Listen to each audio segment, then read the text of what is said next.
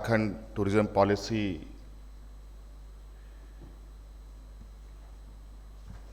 को सार्वजनिक तौर पर आपके बीच में रखने के इस क्रम में हमारे साथ उपस्थित मंच पर अपर मुख्य सचिव अरुण सिंह जी, विभागीय सचिव अमिताभ कौशल जी,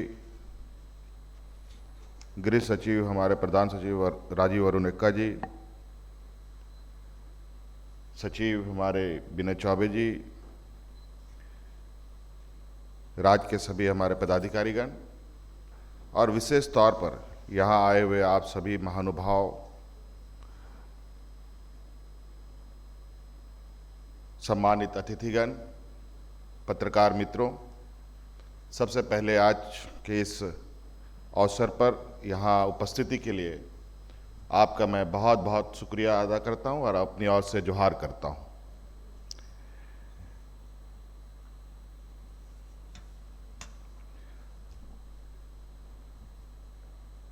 बहुत सारी बातें हमारे पदाधिकारियों के माध्यम से आज इस पॉलिसी के संदर्भ में बता दिया गया है।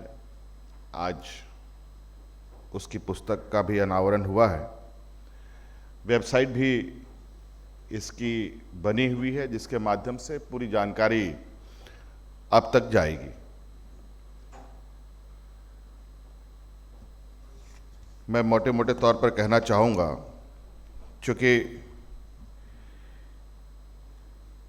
झारखंड को अब तक जो देखने का नजरिया रहा है, मुझे लगता है आज से नहीं बल्कि अंग्रेजों के समय से ही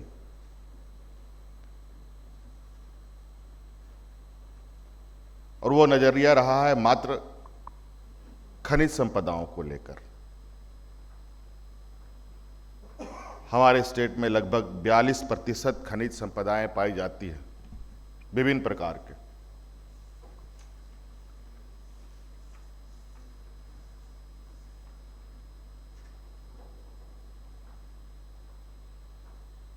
और देश आजादी से पहले से ही हमारे झारखंड प्रदेश में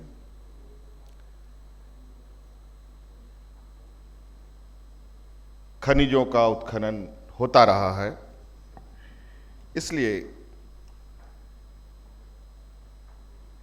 इसको आमतौर पर खनिज संपदाओं से संपन्न राज्य भी कहा जाता है।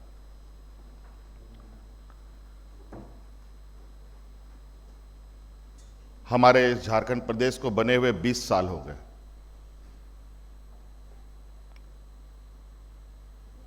और इस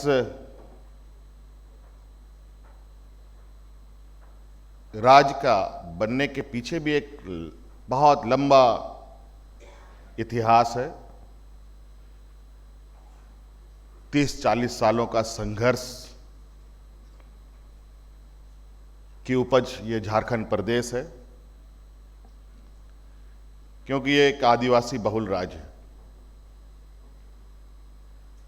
और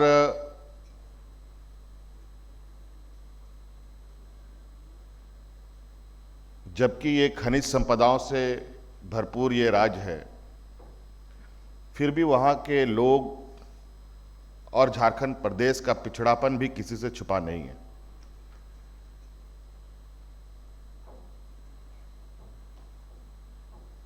और इसी परिकल्पना को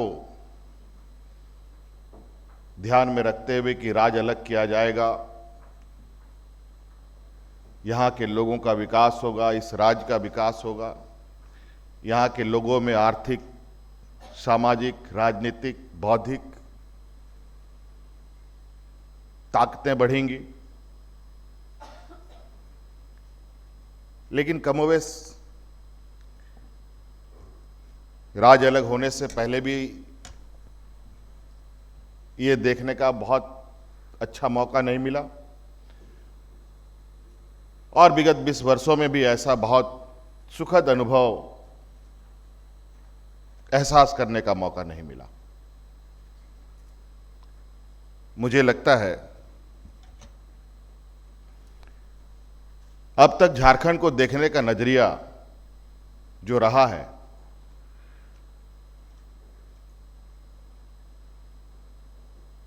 वो नजरिया रहा है एक्सट्रैक्शन का, खनन का।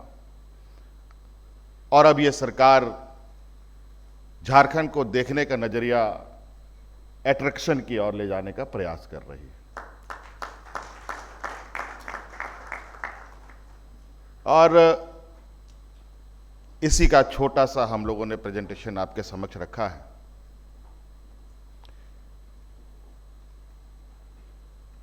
रिसर्च स्टडी के लिए भी मुझे लगता है झारखंड प्रदेश, दुनिया की तो मैं बात नहीं कर सकता क्योंकि पूरी दुनिया मैंने नहीं घूमी है, लेकिन इतना जरूर कह सकता हूं कि इस देश में अनोखे अनोखे चीजें हैं। अभी अपर मुख्य सचिव जी ने कहा है कि फॉसल पार्क हमारे राज्य में है, जिसका हाल में ही हम लोगों ने उद्घाटन किया है।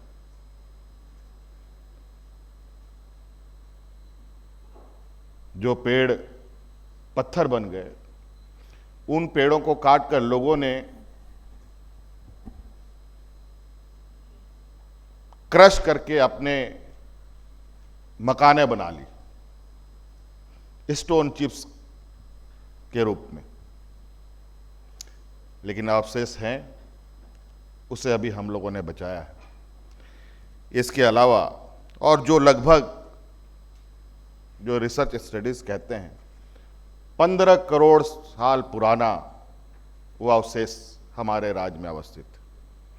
इसके अलावा आप ही लोगों के माध्यम से, यहाँ के बड़े बड़े जर्नलिस्ट लोगों के माध्यम से, कई खबरों के माध्यम से मुझे इस बात की जानकारी मिली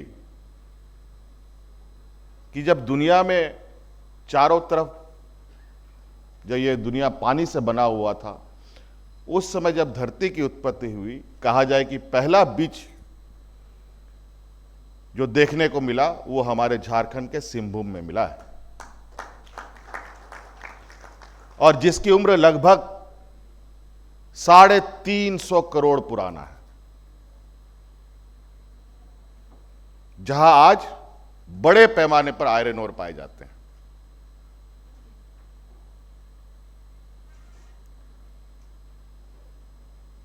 तो इस तरीके का एक इतिहास भी हमारे राज्य के गर्भ में छुपा पड़ा है। खनन का अनुभव बहुत सुकून देने वाला नहीं रहा है। वहाँ के आदिवासी, वहाँ के पिछड़े, वहाँ के किसान, वहाँ के मजदूर की जो लोगों की दशा है, आज भी थोड़ा चिंता का विषय बना हुआ है। ना जाने कारण क्या है, मैं नहीं कह सकता। आपको सुनकर आश्चर्य होगा कि हमारे राज्य में नेतरहाट जैसा एक स्कूल है, जिस स्कूल ने देश में सबसे अधिक आईएएस आईपीएस पैदा किए,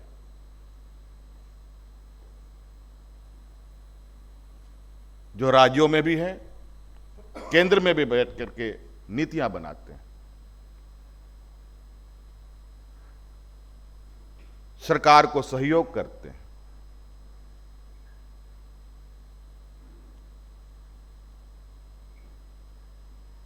उसके बावजूद आज नेतरहाट जैसे स्कूल को, उसके दीवारों को बचाने के लिए, उसके छत को बचाने के लिए, उसके क्लासरूम को बचाने के लिए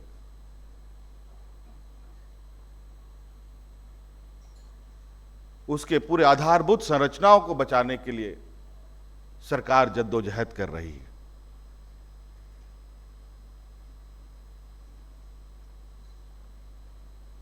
गांव गरीब की तो बात छोड़िए, और उस नेतरहाट के गोद में ऐसे मनोरम दृश्य, जिस दृश्य को देखने के लिए आप लाखों रुपया खर्च करके अपने घरों से बाहर निकलकर पहाड़ क्षेत्रों में जाते हैं, किसी टूरिस्ट प्लेस में जाते हैं। मैं दावे से कह सकता हूं कि हमारा वो नेतरहाट का जो क्षेत्र है वो उससे कम नहीं बल्कि उससे ज्यादा बेहतर आपको देखने को मिलेगा। आज भी वहां पर ऐसे जंगलों का भरमार है, ऐसे पेड़ आपको देखने के लिए मिलेंगे, ऐसे वातावरण आपको एहसास होगा जो शिमला और कुल्लू मनाली में आपको एहसास दिलाता है।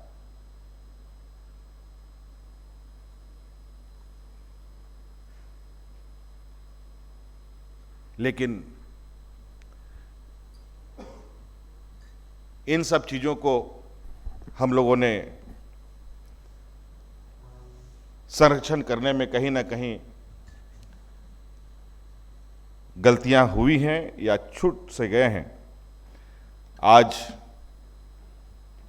खनिज संपदा, माइंस, मिनरल्स तो हम वर्षों से देखते आ रहे हैं और झारखंड के खनिज संपदा से कई राज्य जगमगा भी रहे हैं। लेकिन झारखंड आज के दिन में भी कई परेशानी, कई समस्याओं से ग्रसित है। तो हम लोगों ने ये कार्य योजना तैयार किया कि क्यों नहीं हम टूरिज्म की ओर आगे बढ़ें। और मुझे लगता है ये एक ऐसा क्षेत्र है जिससे ग्रामीण क्षेत्रों में, यहाँ जहाँ पर टूरिस्ट लोगों का मूवमेंट है, वहाँ की आर्थिक गतिविधियों में तेजी आएगी। लोगों को रोजगार पाने के लिए हार्डवर्ड से पढ़ने की आवश्यकता नहीं पड़ेगी।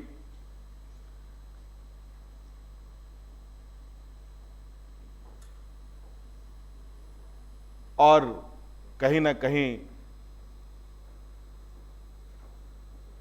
लोगों का जो मूवमेंट है, जो पूरा देश दुनिया को आर्थिक रूप से प्रभावित करता है, उस मोमेंटम से हमारे पूरे राज्य को भी एक नई दिशा मिलेगी।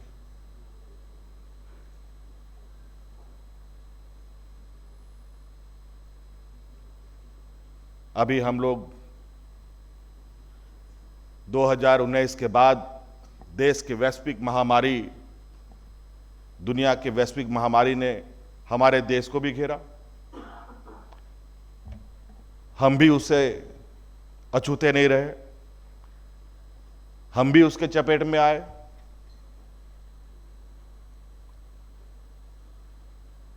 और उसमें बड़ी चिंताएं और सबसे अधिक चिंता करने वाला वर्ग रहा, क्षेत्र रहा तो वो टूरिज्म रहा, जिसको बड़े पैमाने पर इस कोविड ने प्रभावित किया।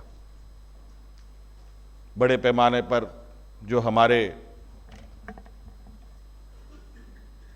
टूरिज्म से जुड़े हुए लोग थे, उनकी दुकानें बंद हो गई। ये कोविड के बीच में तो ऐसा लग रहा था कि पता नहीं शायद भविष्य में टूरिज्म का द्वार खुलेगा कि नहीं खुलेगा। ये एक बहुत बड़ा चिंता का विषय बना हुआ था। लेकिन उस समय भी हम लोग इस विषय पर चिंतन मंथन कर रहे थे, क्योंकि झारखंड नाम से अगर आप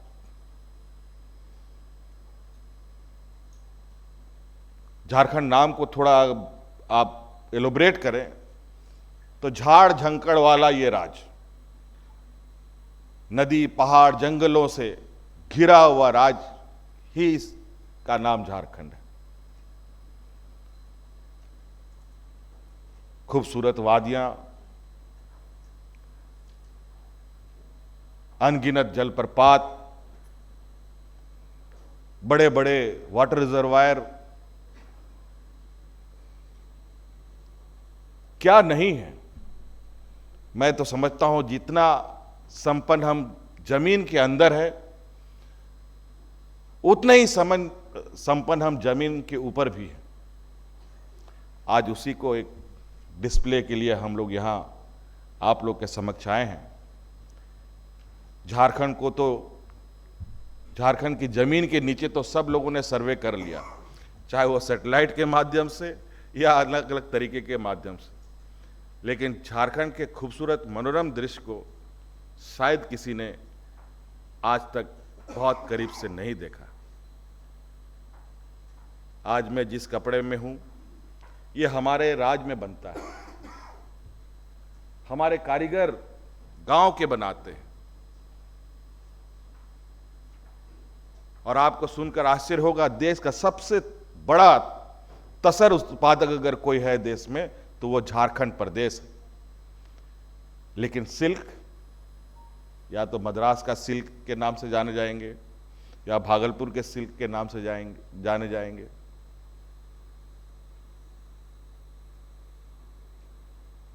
थोड़ा सा चिंता विगत दिनों में हम लोगों ने किया कि आखिर राज्य को आगे बढ़ने में दिक्कत क्यों होती है, ये विकास क्यों नहीं करता, यहाँ के लोगों में संपन्नताएं क्यों नहीं होती। एचईसी जैसे मदर फैक्ट्री जिसने पूरे देश के बड़े बड़े उद्योग को खड़ा किया, वो आज बेचारा कैसे जिए इसकी चिंता में। और आज इस राज्य ने पूरे देश को कोयला, लोहा, सोना, अभ्रक, अनेकों चीजें दी। और अभी भी अपना सीना फाड़ कर, चीर कर देश की सेवा में लगा है। लेकिन इसकी सेवा कौन करेगा?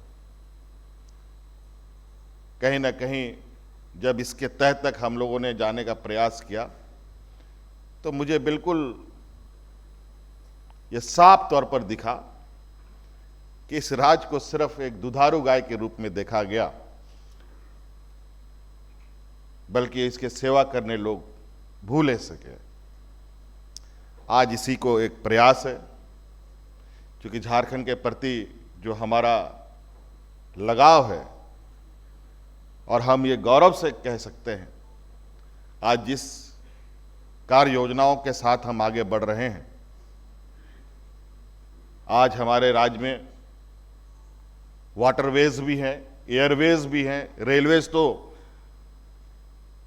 हम लोगों के और यहां पर उपस्थित कई लोगों के जन्म से पहले से ही हैं।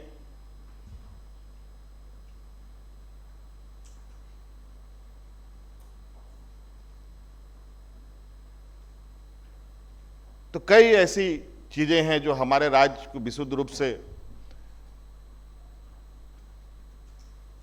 देश के आर्थिक आमदनी बढ़ाने में तो इसने मदद की, लेकिन इसकी खुद की आमदनी बेचारे की घट गई। आज राज्य के हर लोगों की आमदनी बढ़े, शैक्षणिक क्षमताएं बढ़े, बौद्धिक क्षमताएं बढ़े, प्राकृतिक सौंदर्य, खनिज संपदा, इसके अलावा कई ऐसी चीजें। सिर्फ वहां का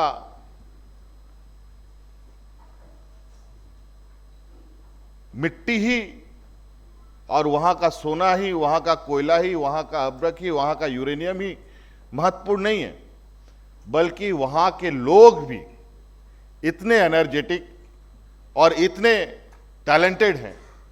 मैंने पहले ही कहा, नेतरहाट जैसा स्कूल है जहां देश के सबसे अधिक IAS IPS लोगों ने को पैदा किया उसने। खेल के क्षेत्र में, आर्ट के क्षेत्र में हमारा राज्य भी अपने आप में अलग है।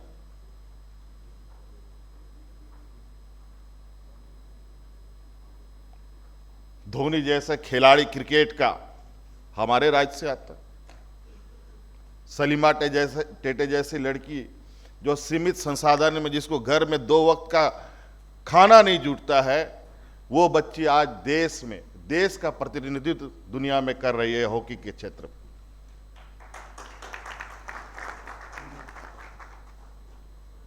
अभी हाल में ही मिस वर्ल्ड की कंपटीशन में, क्या नाम है उस बच्ची का, क्या नाम था, रिया तिर्की। रिया तिर्की मिस वर्ल्ड के कंपटीशन में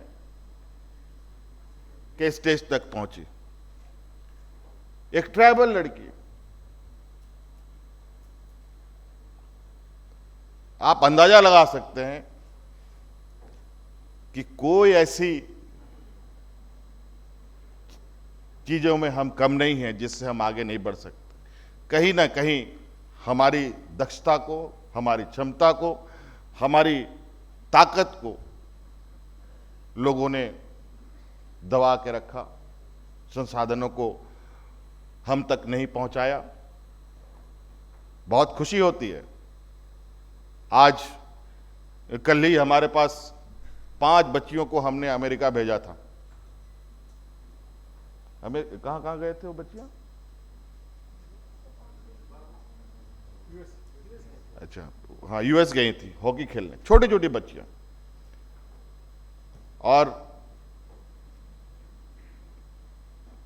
जो प्रतिभा उस देश ने देखा, आज यूएस काउंसिल का हमारे पास मैसेज भी और ट्वीट भी उन्होंने किया है, भविष्य में खेल के क्षेत्र में झारखंड को हर सहयोग देने के लिए वो तैयार है। तो आज कहीं ना कहीं हम अपनी प्रतिभाओं के प्रति बहुत ज़्यादा सजग नहीं रहे, क्योंकि ये झारखंड प्रदेश में लोगों में इतनी जागरूकता भी नहीं रही है। लेकिन इसी उद्देश्य और इसी लक्ष्य के साथ इस राज्य को अलग किया गया था, ताकि यहाँ के लोगों को, यहाँ के इस क्षेत्र में वास करने वाले सभी लोग के बीच में शैक्षणिक, सामाजिक, राजनीतिक, बौद्धिक क्षमताएं बढ़े, आर्थिक क्षमताएं बढ़े। हमने कई बार, चूंकि हम लोग का राजनीतिक व्यक्ति होने की वजह से हम लोगों का दौरा होता रहता है। कभी कभी मैं सोचता हूं कि आखिर लाखों रुपए खर्च करके हमें दूसरे राज्यों में जाने का जरूरत क्यों पड़ता है? क्यों नहीं हम इन्हीं चीजों को ऐसे डेवलप करें जो हमारे ही घर में हो और उसको देखने लोग आए। शायद पता है कि नहीं पता है, इस सभा में देश का पहला टाइगर रिजर्व फॉरेस्ट अगर कहीं बना तो वो झारखंड पलामू में बना, जो आज वो उसकी स्थिति को रिवाइव करने की दिशा में आज इस टूरिज्म पॉलिसी के माध्यम से भी हम लोगों ने आगे बढ़ने का सोच रखा है।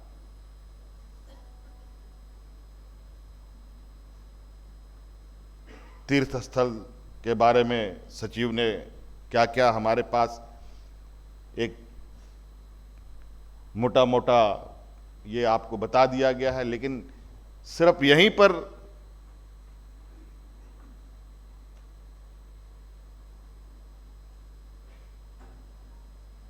हम लोगों की जो यात्रा है वो खत्म नहीं होती। यहीं पर पर्यटक के कदमे रुकेंगे ऐसा नहीं है। मैं समझता हूं अगर पर्यटक की यात्रा झारखंड में प्रारंभ हुई, मैं निश्चित रूप से और पूरे विश्वास के साथ कह सकता हूं कि वो पर्यटक के पैर कभी नहीं रुक सकते, क्योंकि हर मोड़ पर, हर चौराहे पर हमारे अनेक ऐसी चीजें आपको देखने को मिलेंगी जो आपको झारखंड की ओर आकर्षित करेगा।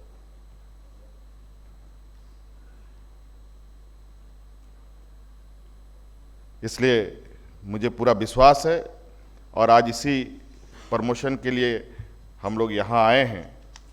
बहुत सारी चीज़ें तो जिसमें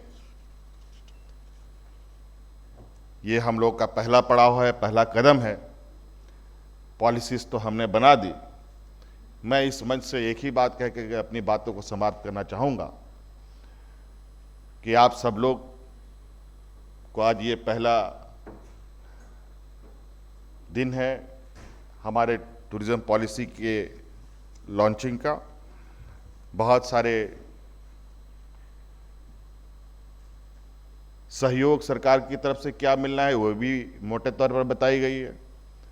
मैं यही कहना चाहूँगा कि आज इस दिशा में यहाँ उपस्थित या और जो सुन रहे हैं उन लोगों के बीच में बातें जा रही है। जो लोग पहली इसकी पहल सबसे पहले कर, मतलब फर्स्ट कम फर्स्ट सर्व के लिए विशेष रूप से सरकार अलग से पैकेज बना करके उसको सहयोग करने का प्रयास करेगी, ये मैं आपको आश्वस्त करता हूं। धन्यवाद। जोहार।